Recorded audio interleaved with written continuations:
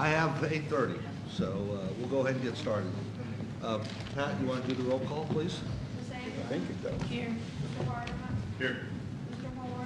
Here. Mrs. Jacobson? Here. Mrs. Hunt? Mr. Jones? Here. Thank you. Mrs. Thorne? Here. Mr. Chairman, we have 6 members present, that's what we did have a quorum.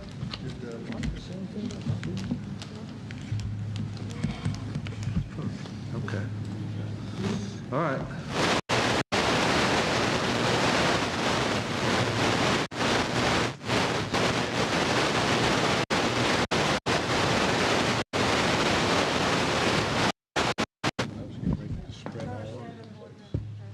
Okay. The following is the financials for Fairfield Glade Community Club, December 31st, which also coincides with the year-to-date. For sewer operations, we had revenue of $3.2 million. This is favorable to budget by $154,000. Our expenses for sewer were $2.5 million, favorable to budget by $191,000. Our net surplus was $650,000 on a budget of $304,000, which is favorable by $345,000. From a cash standpoint, operating and capital, we have roughly $4.4 million.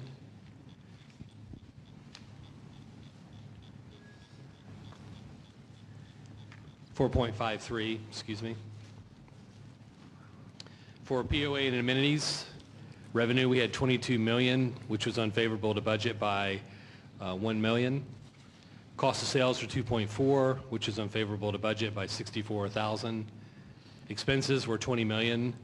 Year-to-date, favorable to budget by $987,000, which is a net subsidy of $162,000, which is unfavorable to budget by $93,000 for year-to-date.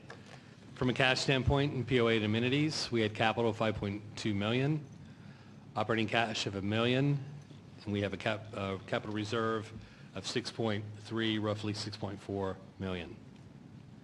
Thank you. Okay, any questions? Any questions from the board first? Okay. All right, go on ahead, Tom. Is this on? Can you hear me? Tom Ratcliffe. For Jason, thank you. Your summary this month is one of the best we've had in months. It's more accurate and aligns to where we should be focusing, so I appreciate it. Thank you. You're welcome. I also want to take and thank the board, staff, and the especially department heads. When I compare the actual year-to-date to what you forecast at the budget meeting, which has been a big concern of mine, it was a heck of a lot closer this time. I don't expect it to be right on, but a heck of a lot closer than what it's been in years. So thanks for the hard work, restoring some of the faith in those budget numbers. I really appreciate it. Couple of questions regarding the budget. I know Bill's not here. Jason, would it be safe to say when I look at the cash flow from operations, the net, POA and amenities, that based on food and beverage performance, had we hit budget, we would have had a surplus of about over $500,000? I believe you would be correct in terms of the math, yes. Okay.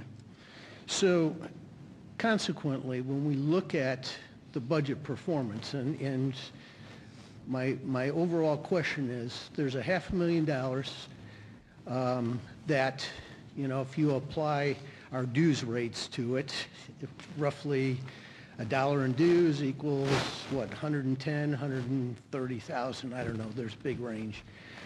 109. 109, okay. You'd be talking about $5 in dues in that budget thing. And my long story and where I'm going with this, it is a question. Who's accountable for that budget discrepancy? 5 of you all voted for the budget last year. So I'm looking for who would be accountable.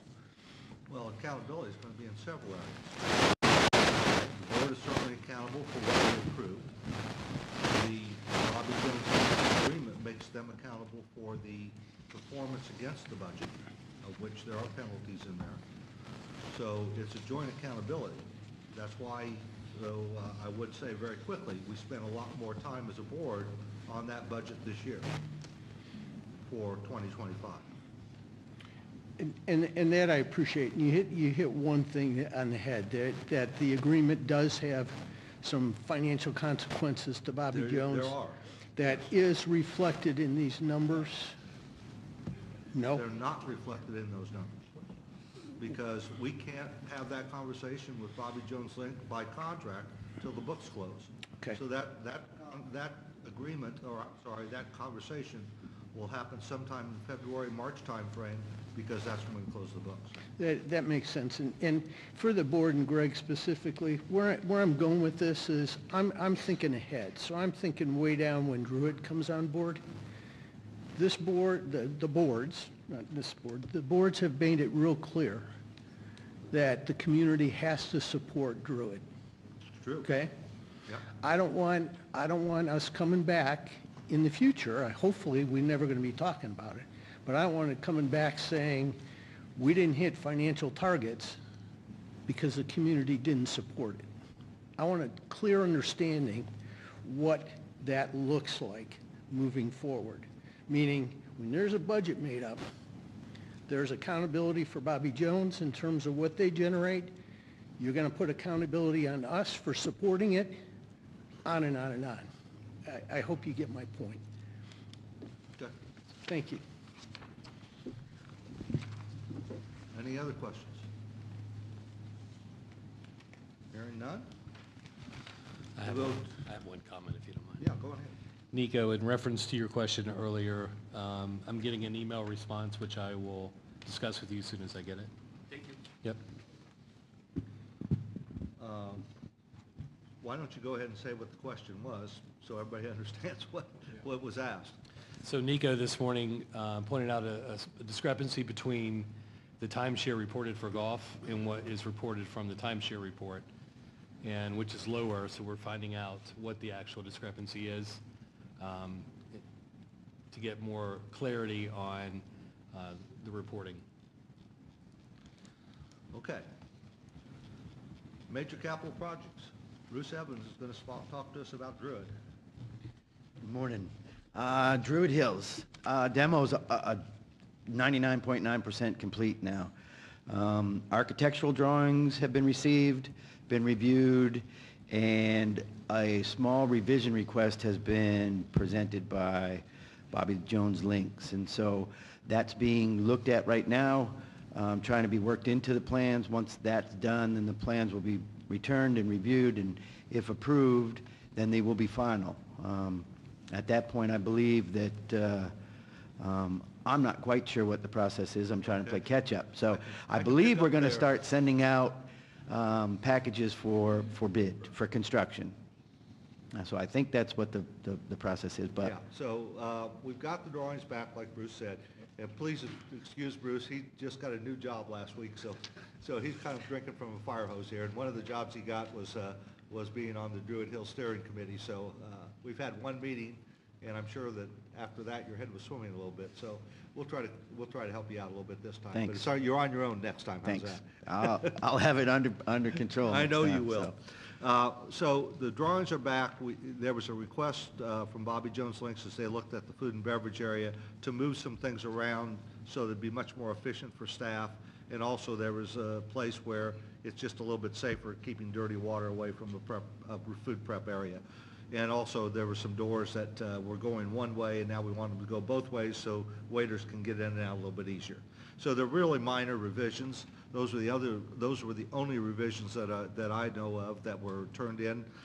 They are basically approved, and they're going to the people that do the food and beverage drawings to make sure that those new things or those changes get in. We'll get those back.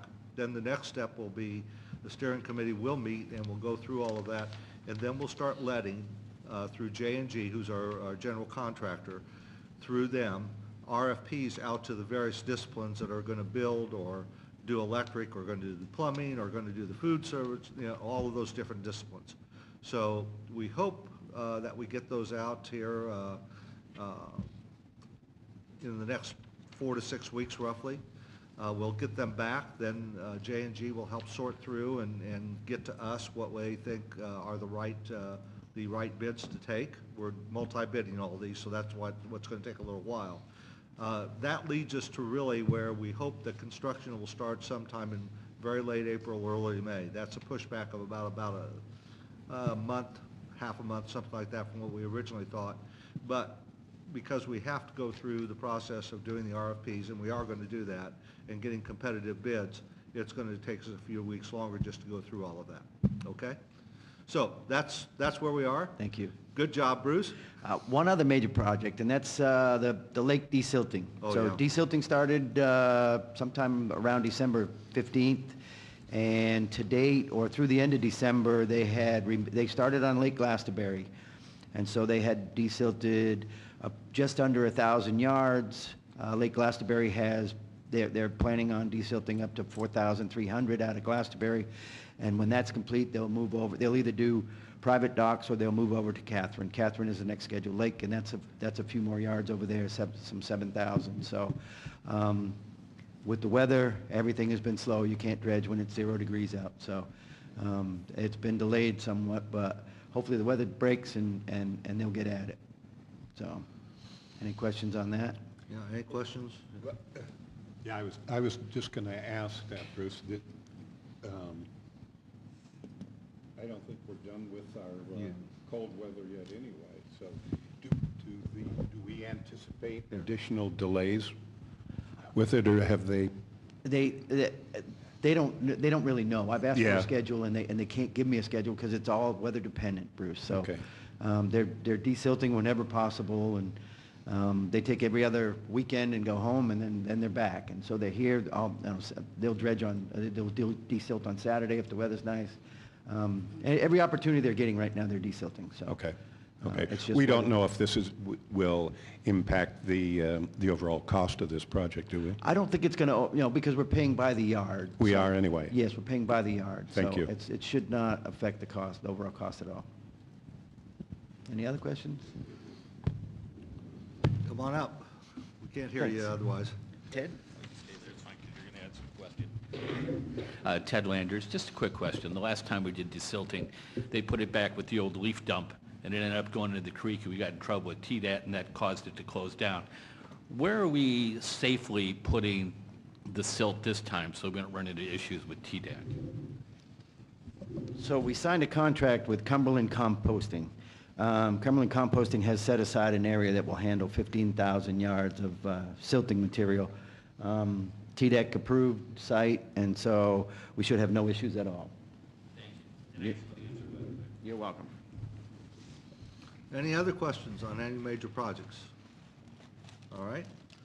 Hearing none, lot committee sales. Is this working? Can you hear me through this thing? Okay, thank you. The feedback isn't coming through. At December, at the close of December, there were 16 lot sales, our lots sold, with 7 mergers and 9 voluntary lot transfers back to us. The total for the year for lot sales was 87.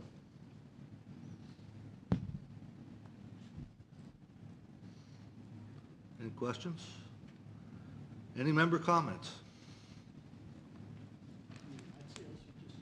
Well, hold on. We got one coming in front of you. Hello, my name is Patty Vilhauer, and I was on the stable committee, just so you know. I noticed, oh, sorry. I noticed, I drive by the stable at least once a week, and I was concerned in December, towards the very end of December, about winterizing it. And I stopped in after the 1st of January, and I noticed it had been winterized, the water was off, electricity was off, and whoever is doing that, thank you for making sure that building isn't going to deteriorate anymore. I noticed then they put the big fences around the trees, the tree. I'm assuming that's to protect it and to make sure no one's driving over it. Thank you for that, I appreciate it. I didn't want to see that property, you know, the barn fall down or more damage to the property than what was already there. So whoever did it, saw to it, thank you. That was really our operations group, and the maintenance staff were out there and did all of that work right at the end of the year. Okay? Any other member comments or questions? Tom?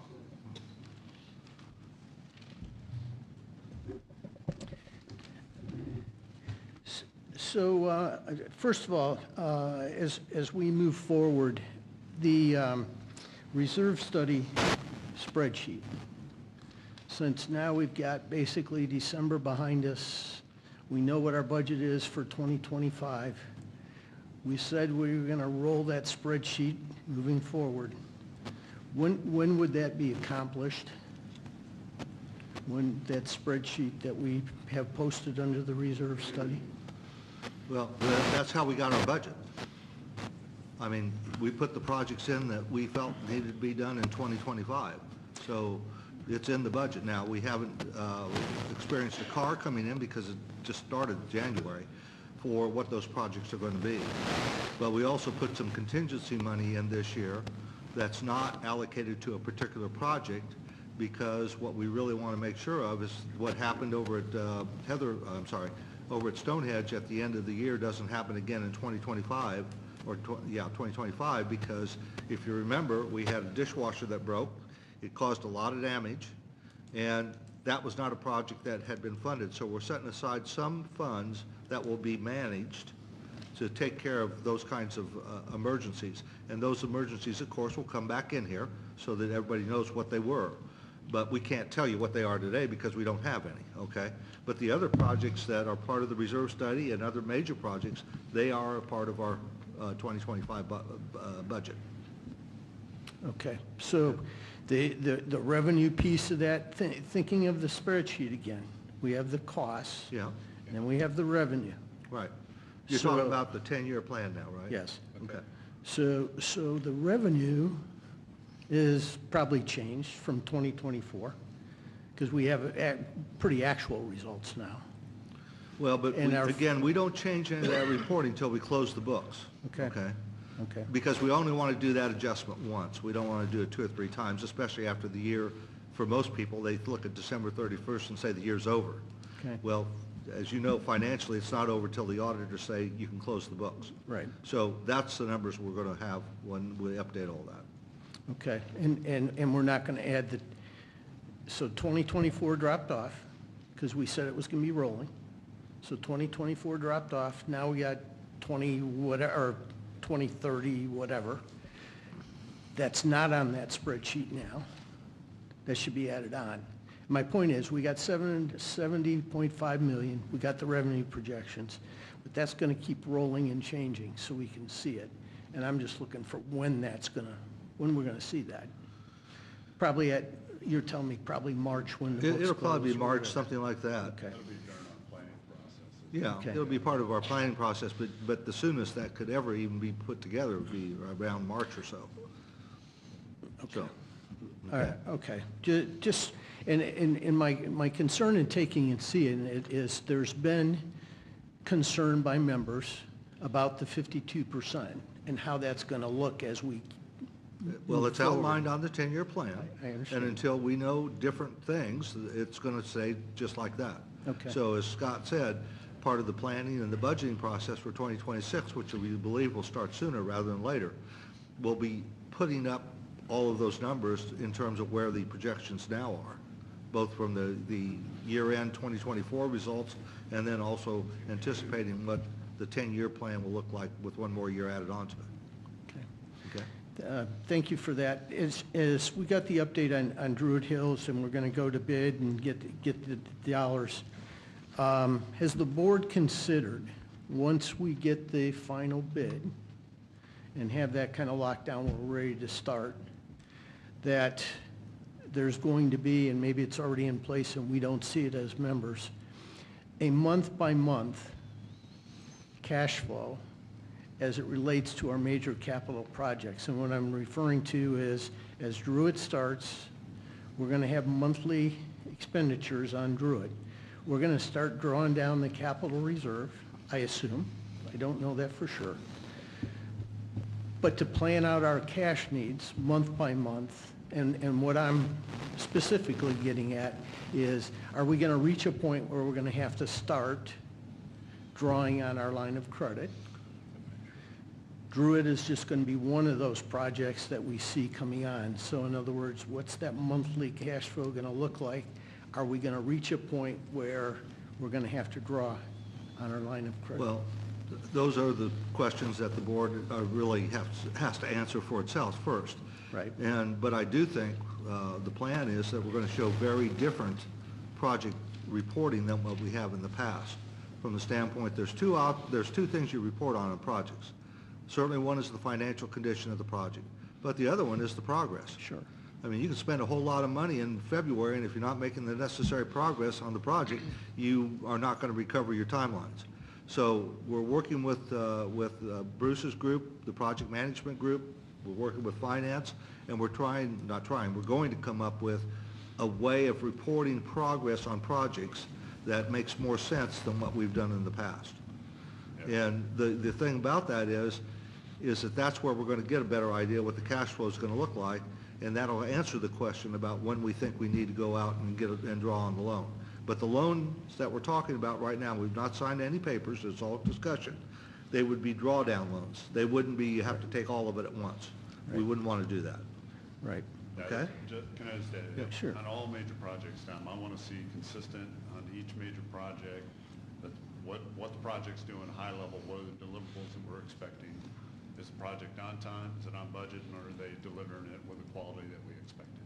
And I want consistency across all the major projects. So with the project management group and being formed, we're looking at that across the Druid, across the new fire station, every major project that we have. That'll be helpful, because the budget piece of it, and we don't get that detail, and probably shouldn't get it, but I don't believe we budgeted any interest expense this year, as an example, in our budget. We did, We I did. think, yeah. Okay, so we did. So we've got an amount in there. So we're anticipating we're going to have to borrow, is the point. Yeah, it's all going to be, it depends on a lot of different things. We got to look at the managed reserve, what's happening with that. We got to look at, what the revenue looks like. So it's, we couldn't answer that question right now. Understandable. Quickly, I'm going to try to be quick. The strategic plan, and we had the presentation, and then we've got crickets, nothing going on.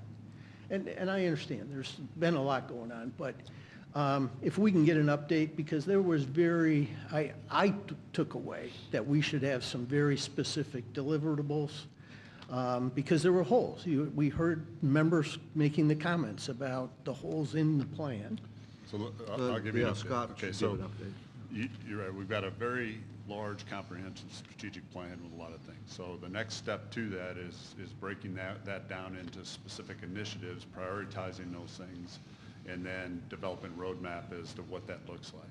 So the first week of March, the strategic planning team with Monica and I are going to sit down for a 3-day workshop to identify those initiatives and make recommendations back to the board in terms of what the priorities. So we're trying to bring together the strategic planning committee with the senior management team on it closer, so that we bridge the gap from strategic to operational and being able to execute on the plan. But we got to break it down into what are the key initiatives, what do we want to tackle first, and articulate what we're going to deliver with those initiatives. So that's the first week of March, a workshop to be able to kick that off. And we'll have an owner for each of those initiatives. Right. Can you maybe think about, or the board could think about, as a suggestion, as you go through that and look at some of the major things they're going to focus in on? Because you guys have given them a number of things. That's absolutely what we're doing. Where I was going with it is, does every one of those, asking the question, does every one of those have to be done by the strategic planning committee? Or could there be an ad hoc committee just formed to deal with, for example, the land use that you guys gave back to them?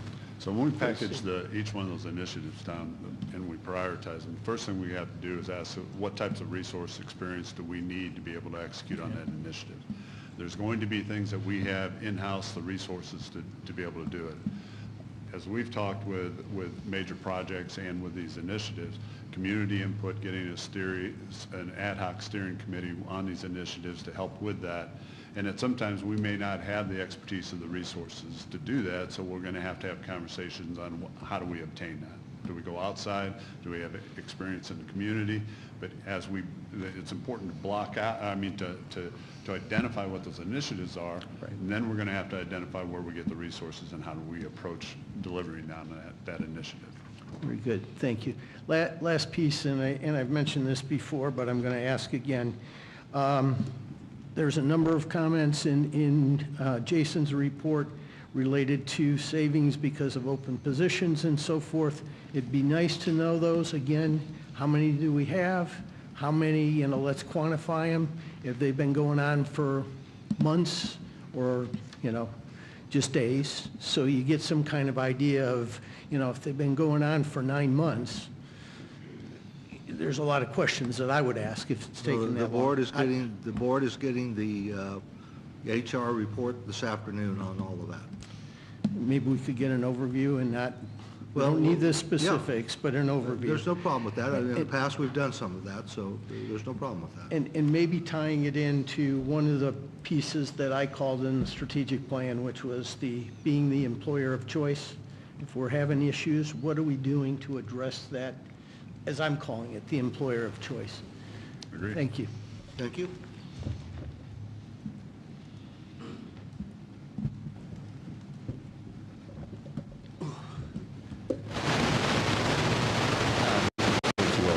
Community club member since April of 2005.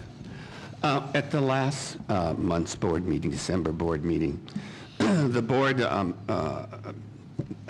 unanimously passed a resolution for an agreement between FGH Land Tennessee LLC. Now that there's been a lot of confusion, I'm asking the board if they would extend an invitation to Mr. Tom Anderson, invite him to our meeting either personally or on video, and if he could give us an explanation or more detail of how this agreement's going to work. There's been constant comments and confusion, a lot of statements that don't make any sense, and I'd like to get either something from Tom Anderson or Ellen Anderson as to their side of the agreement. Well, why don't you ask your questions, and between Ellen and I think myself and the other board members, we can answer them. I guess I'm really wondering how many lots Tom Anderson is going to buy from us every year. In order to do a development, what is confusing to me is, let's say he wants to develop 50 properties. I think at Chestnut Ridge, he did 64, and at Maple Ridge, he's doing 42. If he's going to go in and find C lots, develop, say, 50 lots, he's going to have to look at, see who the owner is. Okay, so the community club, let's say he buys 6 lots from the community club. Let's say he buys 10 lots from the county. And then he's got to buy maybe 5 lots from Wyndham. That may still leave maybe 15 lots that he doesn't own, privately owned. How is he going to convince those 15 lot owners to either sell those lots or allow him to build back to those individual lots, probably a $5,000 to $10,000 fee to cover his development costs? That's what's really confusing to me. So if he can't do that, is he going to absorb those costs, or his development won't go through? So I don't understand how this agreement's going to help the community club. Let's start with a couple basics. There's at least 4 entities that own lots in any place we develop here. Mm-hmm. That's the community club. We get those back on an ongoing basis. The county, they get theirs back based on the taxes. Wyndham does have lots that they own, and of course, the private ownership. Now, the private ownership, you can't tell them to do anything, all right? It's their That's my lot. point, yes. Okay?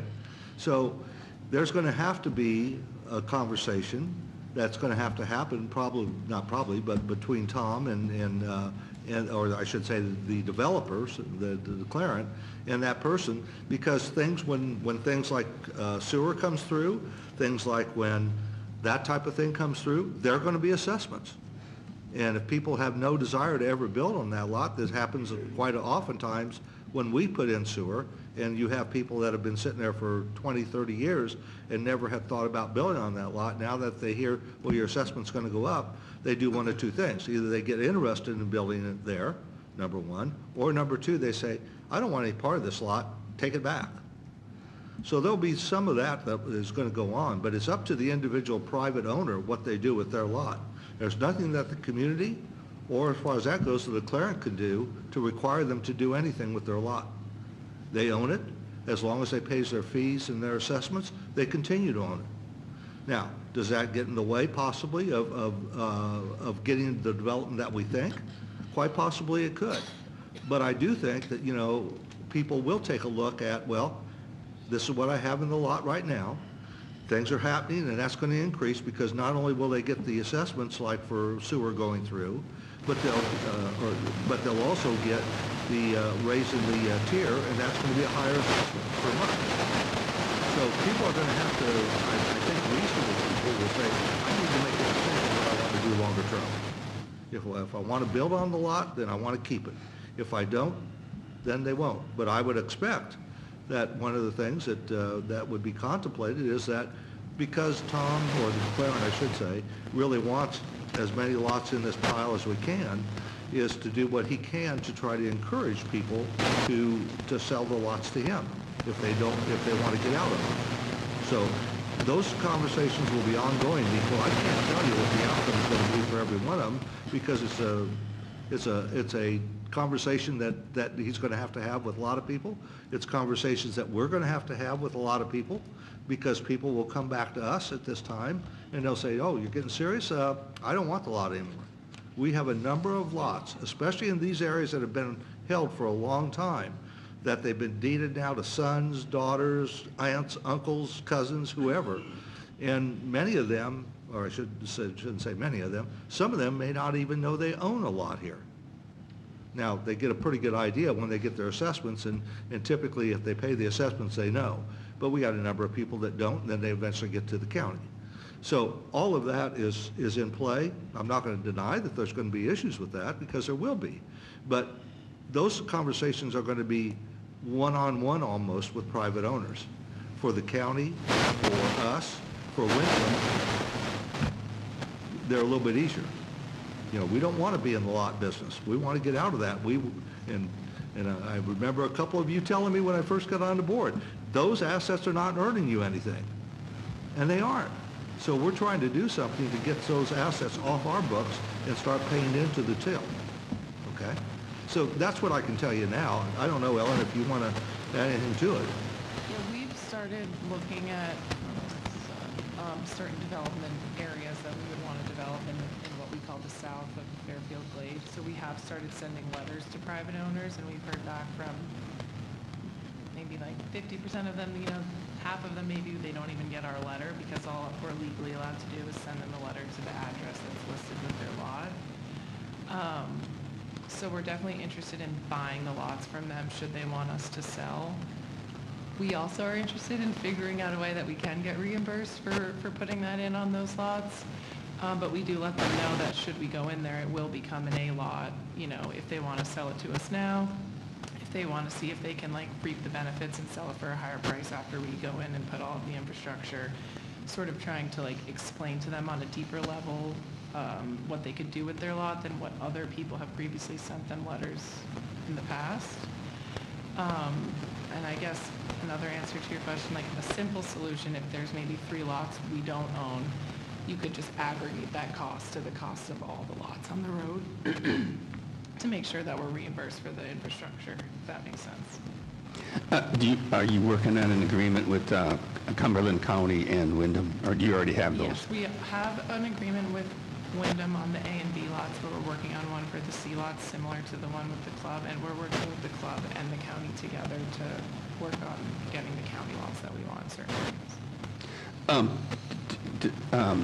Is it anticipated that most of these lots will be sold off to other contractors, or is FGH Land Tennessee going to possibly build most of the homes? I don't think there's any way that we would be able to build on all of those lots Okay. and continue our development in the north, so that's definitely the plan, to have the lots for sale, and I'm sure we'll develop on a couple. And that's why, as I said, this is important. This is an agreement between the county and the club, not Fairfield Glade Homes. Right. Okay? And it was specifically done that way, the very question and issue that Ellen's bringing up. Okay, but the declarant is FGH Land Tennessee LLC, correct?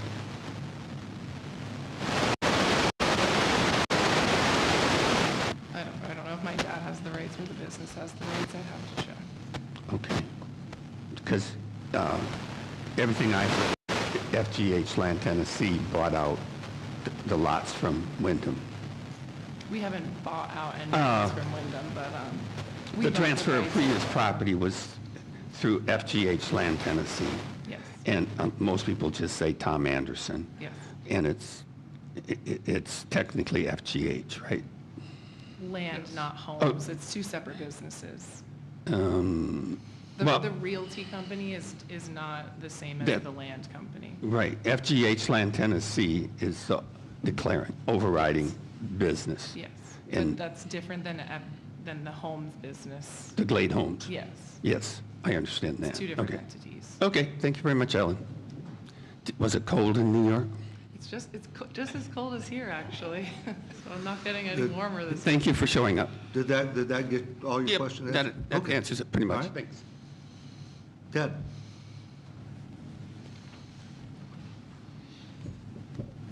A couple things. First, Ted Landers, sorry. Congratulations, Bruce, on promotion. The second email that came out was helpful, but it also left a question for me. Bruce's title that he now has is different than what Sam's title is.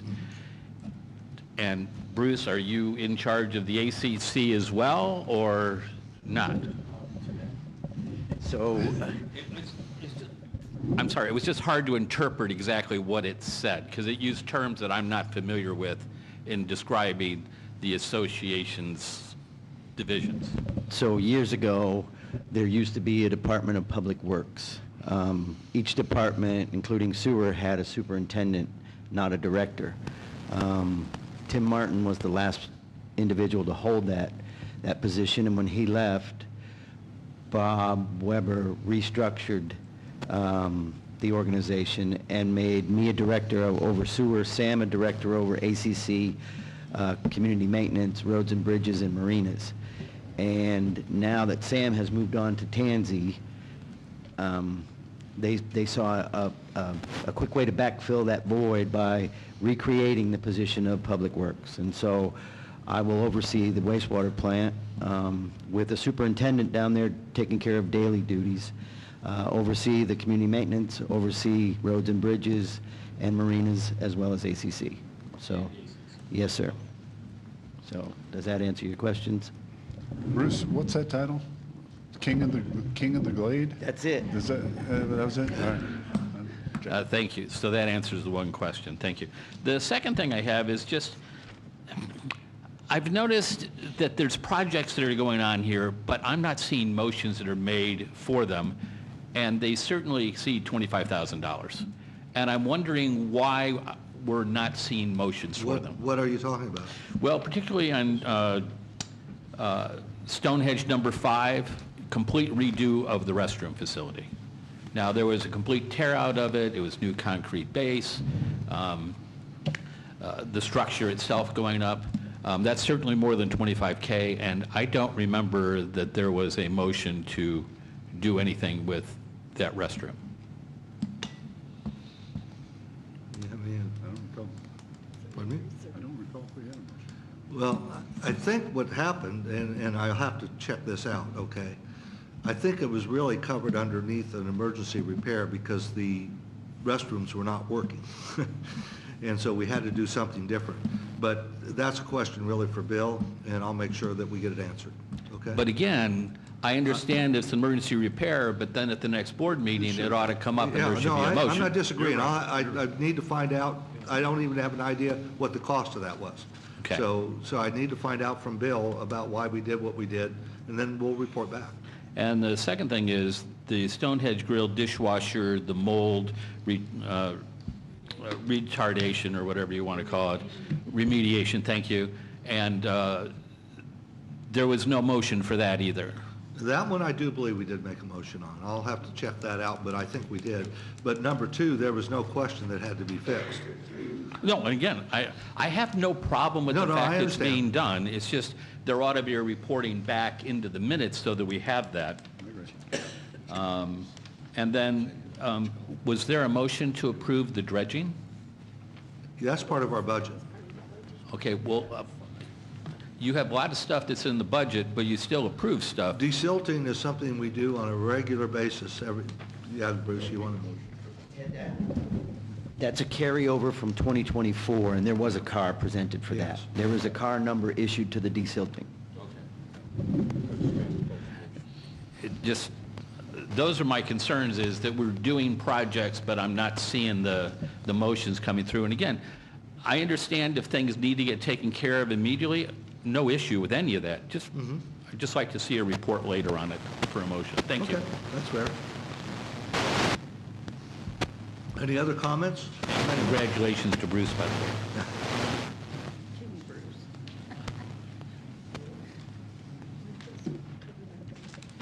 Jeannie Guy. I actually want to thank Scott for putting the minutes on the website for the Governmental Relations Committee. Thank you very much. I appreciate that. You're welcome. And Greg, at the December board meeting, I brought up the topic of the water issue and on the whole plateau, not just Fairfield Glade. And I suggested having someone from the Water Authority come and speak with us, and I see you have them on the agenda for tomorrow. Right. I can't be here tomorrow, but I'll watch online, and I want to thank you very much for doing that and so quickly. Yeah, I don't know how far we'll get with that because, you know, especially the Water Authority is just a member yet. They don't have what? They don't have a member yet. Well, they're real close with Crab Orchard, Well- and actually, they've been in existence over a year. Yeah, well, they've It's been just in slow going. existence for a while, Yeah. that's true. But there's 7 utilities that they have to convince to join. Now, the Yes. state's going to help them a lot. And But I think it's they'll good give to you have some them of that come and background talk. tomorrow. I Yeah. do appreciate that very much. That's fine. We're happy to have them. Just understand that all their plans are still being developed in Oh, I many know. ways. Yeah. I know. Okay?